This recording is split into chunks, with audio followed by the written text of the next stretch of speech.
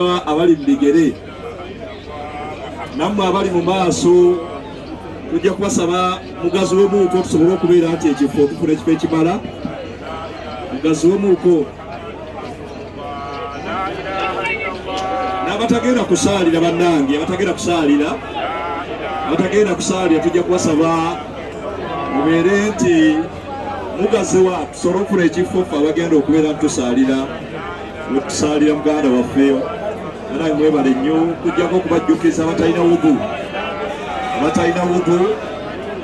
wakiri mutayammame tusobole okubeera ntusiibula muganda waffe mu kitiibwa era ne mutamukuba mpulo.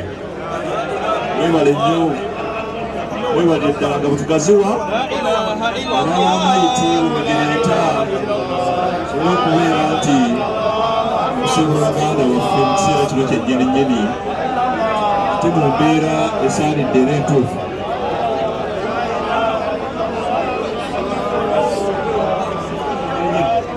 Wano tujja kubasaba namawulire n'abalala mweyongereyo mayiti egenda kujja wano mu maaso kuyitelebezebwa ekikabiri okusongaka mugwe waffe